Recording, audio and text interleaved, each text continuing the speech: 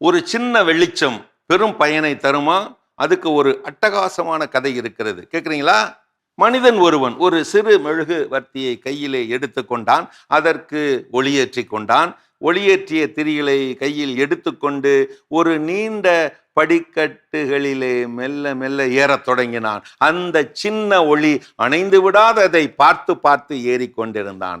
அப்போது அந்த சின்ன மெழுகுவர்த்தி அசைந்தாடி அசைந்தாடி எரியும் தனது சின்ன ஒளியோடு அந்த மனிதனை பார்த்து கேட்டது, என்னால் பெரிதாக என்ன பயன் வந்து விடப் போகிறது? இப்படி பொத்தி பொத்தி எடுத்து செல்லுகிறாயே, என்னை எங்கு கொண்டு செல்லுகிறாய்? உன்னை நான் கலங்கரை விளக்கத்தின் மேல் வைக்க மேலே எடுத்து செல்லுகிறேன். நீ பல மைல்களுக்கு அப்பால் உள்ள பல நூறு கப்பல்களுக்கெல்லாம் வழிகாட்டப் போகிறாய். இப்படி சொல்ல அந்த மெழுகுவர்த்தி, நானோ ஒரு சின்னஞ்சிறு வெளிச்சம், நான் எப்படி பல நூறு மைல்களுக்கு அப்பால் உள்ள பல நூறு கப்பல்களுக்கு வழி காட்ட முடியும்?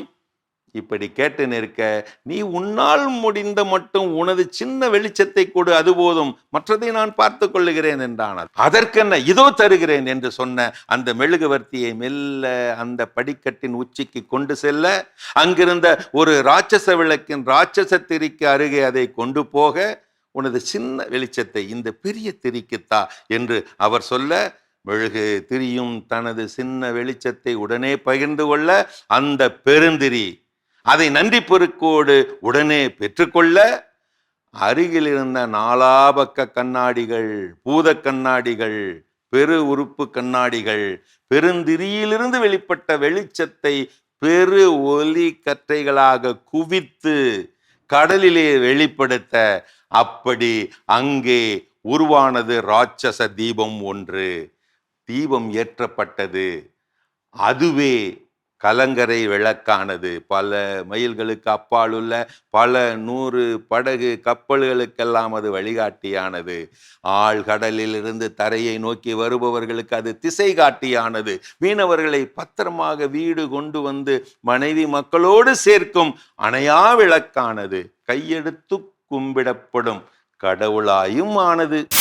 ஒரு சிறிய ஒளிக்கதிர் கூட இருளை கிழிக்கும் வல்லமை கொண்டது அல்லவா?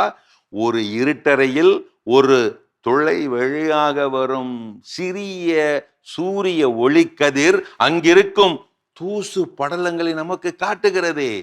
நம் வாழ்வில் நாம் கற்கும் சின்ன சின்ன விஷயங்கள், வெளிச்சங்கள் நம்மை சுற்றியுள்ள கண்ணுக்கு தெரியாத பிரச்சனைகளை, தூசிகளை அடையாளம் காண உதவுகிறது அல்லவா? தாவரங்களில் உள்ள குளோரோஃபில் துகள்கள் மிகச்சிறியவைதான். அவை சூரியனின் ஒளியை மிகச்சிறிய அளவில் தான் உள்வாங்குகின்றன. ஆனால் அந்த சின்ன வெளிச்சம்தான், அந்த சிறிய தொடக்கம்தான் ஒளி செயற்கையாகி பூமியின் ஒட்டுமொத்த உணவு சங்கிலிக்கும் ஆக்சிஜனுக்கும் அடிப்படையாகிறதே. ஒரு சிறிய விதை, அதற்கு தேவையான சிறு ஒளி ஒரு பெரிய காட்டையே உருவாக்கும் ஆற்றல் கொண்டது அல்லவா? ஒரு கூரிய சின்ன லேசர் ஒளி, மிகச்சிறிய புள்ளியில் குவியும் அந்த ஒளி இரும்பை துளைக்கவும் அறுவை சிகிச்சை செய்யவும் பயன்படவில்லையா? அதுபோல் தான் நம்முடைய சிதறிய கவனத்தை ஒரு புள்ளியில் குவித்தால் அந்த சின்ன கவனம் மிகப்பெரிய சாதனைகளை நிகழ்த்தாதா? நமது மூளையில் ஒரு எண்ணம் உருவாகும் போது நியூரான்களுக்கு இடையே மிகச்சிறிய மின் தூண்டுதல்கள் ஏற்படுகின்றனவே, நரம்பியல் தூண்டுதல்கள் ஏற்படுகின்றனவே. அது மிக சிறிய மின் வெளிச்சம் போன்றது தானே. இந்த சிறு தூண்டல்கள் தான் ஒருங்கிணையும் போது ஒரு மாபெரும் கண்டுபிடிப்போ புரட்சிகரமான சிந்தனையோ உருவாகி விடுகிறதில்லையா? ஆயிரக்கணக்கான ஆண்டுகளுக்கு முன்பே மாலுமிகள் நடுக்கடலில் திசை தெரியாமல் தத்தளித்த போது வானில் தெரிந்த சின்னஞ்சிறு நட்சத்திர ஒளி, அதை வைத்துத்தானே கண்டங்களை எல்லாம் கண்டறிந்தார்கள், கடந்தார்கள் அவர்கள்.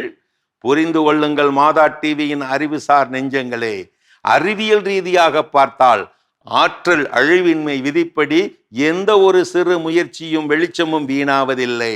அது உருமாறி ஒரு பெரும் பயனாகத்தான் வெளிப்படும். இருளை திட்டிக் கொண்டிருக்காதே, ஒரு சிறிய ஒளியை ஏற்று, அதுவே மகா சிறப்பு.